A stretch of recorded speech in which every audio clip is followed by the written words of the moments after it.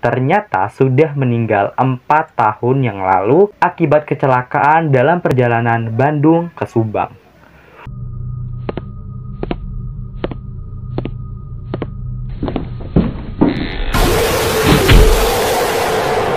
Yo guys, assalamualaikum, it's Zulfikri and welcome back to this channel. So gimana kabarnya? Semoga kalian dalam keadaan sehat walafiat. Seiring ojek online menyatu dengan keseharian publik dari pagi buta hingga larut malam, tentunya banyak sekali kisah-kisah driver ojol yang bermunculan. Dari cerita yang lucu, unik, menyebalkan, dan tak jarang juga mereka mendapatkan cerita-cerita horor ketika mereka bekerja. Nah, kisah-kisah mistis itu kemudian ditumpahkan di media sosial, diupload ke media sosial yang biasanya itu dramaojol.id di Instagram, yang mana cerita-cerita mistis itu menjadi viral hingga warganet yang membaca cerita tersebut menjadi merinding. So, malam ini aku akan bercerita kepada kalian kisah-kisah seram ojek online atau ojol. So, without further ado, horror thing is among us is so creepy and so scary. Here you go.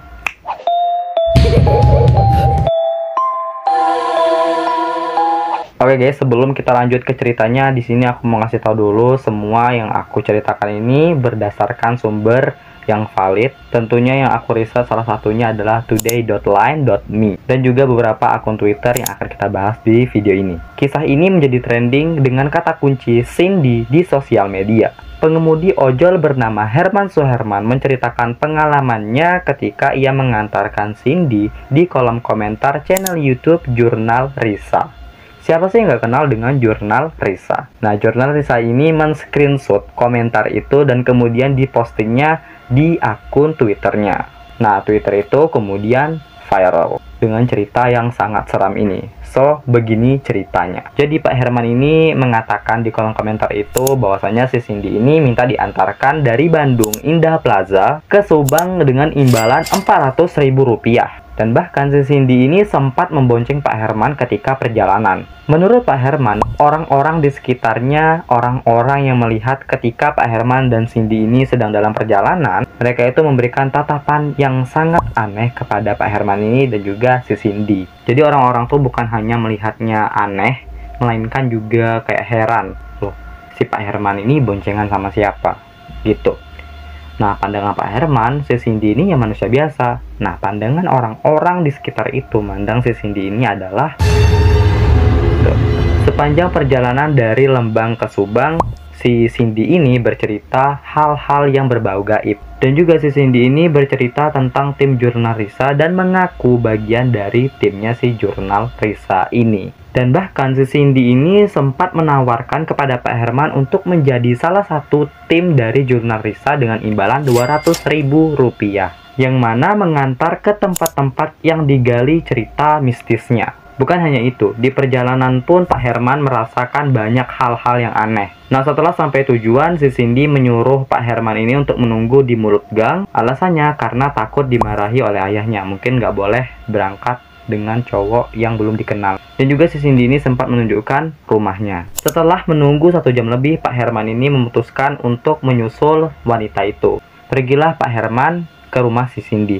Setiba di rumah Cindy, ia tidak menemukan Cindy, tidak menjumpai si Cindy. Melainkan ia menjumpai rumah yang kosong, kumuh, kotor, lusuh, tidak terawat sama sekali. Karena penasaran, ia kemudian bertanya kepada penduduk sekitar, dan penduduk sekitar mengatakan tidak ada yang namanya si Cindy. Karena sudah merasa feeling yang gak enak banget, akhirnya Pak Herman ini memutuskan untuk pergi ke kota Subang. Nah, ketika sampai ke Subang, alhamdulillah Pak Herman ini bertemu dengan driver ojol yang lain yang sedang ngalong. Berceritalah Pak Herman kepada driver ojol yang lain, dan mereka menyimak antusias. Nah, karena ceritanya lumayan menarik, lumayan creepy, para driver ojol ini kayak sepakat gitu untuk membantu Pak Herman. Bukan hanya itu, Pak Herman juga diizinkan untuk beristirahat di base campnya mereka. Keesokan harinya bertepatan pukul 5 pagi, Pak Herman pulang ke Bandung dan melakukan aktivitas seperti biasa. Setelah selang 1 hari atau tepatnya lusanya, pagi-pagi Pak Herman membuka HP dan alangkah terkejutnya Pak Herman ketika ia mendapatkan pesan WA dari driver ojol Subang,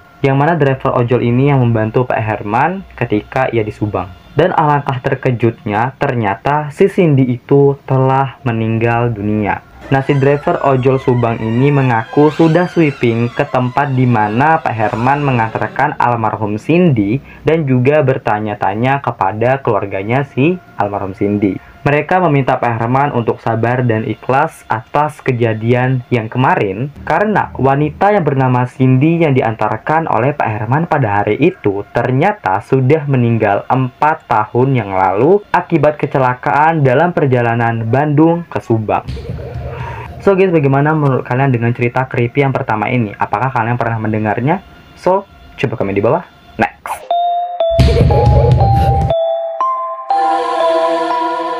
Oke, next. Cerita ini dibagikan di akun Twitter @Zolfik atau lebih dikenal dengan Abdullah pada tanggal 7 Mei 2020. Di video tersebut, Abdullah si pengemudi ojek menceritakan pengalaman mistisnya. Ia menerima order dari pelanggan, namun tidak muncul nama tempat tujuan dan alamatnya. Jadi kayak hanya berupa titik koordinat saja. Oke guys, jadi ini Twitternya.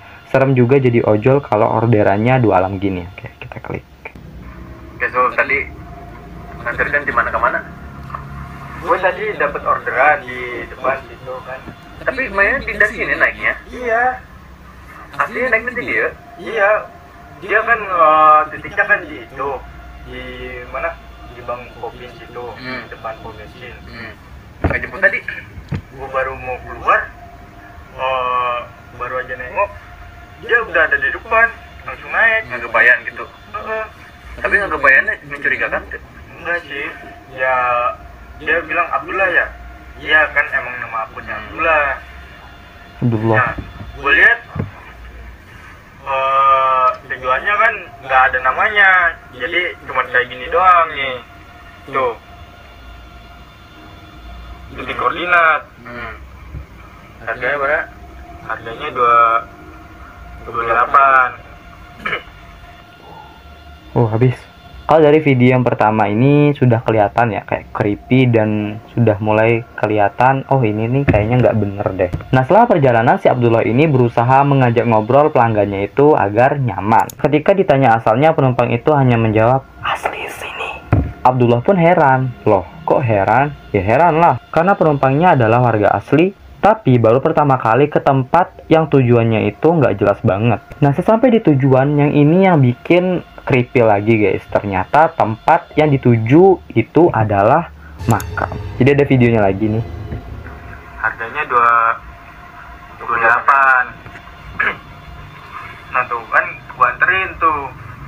Gak tahu, gue tanya dia gak tahu juga, belum pernah ke sana.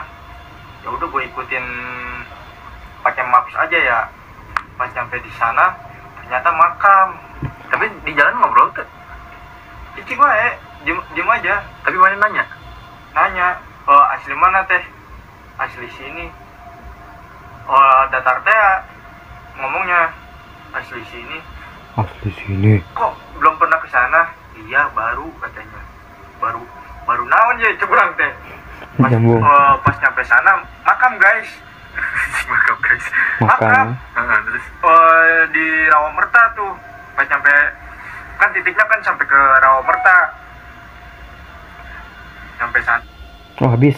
Nah, kemudian penumpang mistis itu membayarkan argo 28.000 dengan uang 20.000 rupiah 2 lembar. Nah, tetapi ini yang lebih menganehkan lagi,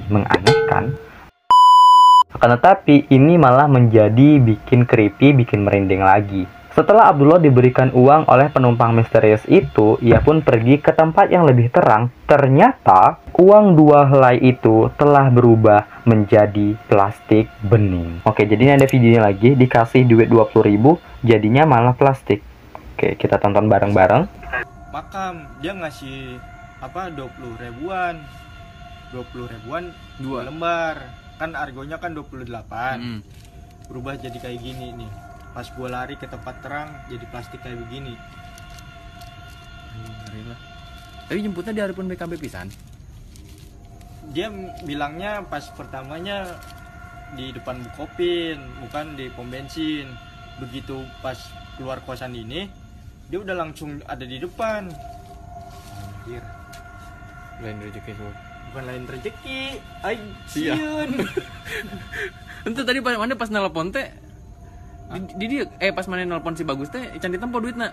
Encan. Tapi Kan ketempo 20 ribuan dua. Pas gua WA si Bagus yang gue bilang deket itu nganterinnya. Gue itu pas udah mau nyampe. Pas begitu udah nyampe di anjing mah. Habis. Oke, gimana menurut kalian guys dengan cerita yang kedua ini? Lumayan seram, tetapi driver ojolnya agak melawak dikit, jadi nggak kelihatan seramnya juga. Cuman kalau dari ceritanya, dari uang 20.000 tiba-tiba berubah menjadi plastik, itu seram banget.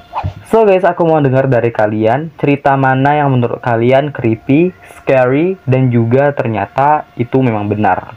Dan cerita mana yang menurut kalian, ini hanya bohongan belaka aja. So, coba komen di bawah. And I hope you guys enjoy the video. Klik like-nya, follow aku di Instagram, Twitter, dan Facebook di description box aja. Dan subscribe ke channel ini. Dan jangan lupa nyalakan icon notification-nya agar kalian nggak pernah ketinggalan kalau misalnya aku upload video baru dengan video. Assalamualaikum. Bye-bye. See you guys later. Behind the scenes. Pengemudi ojol bernama Herman Suherman menceritakan pengalamannya setelah Abdullah diberikan uang oleh penumpang.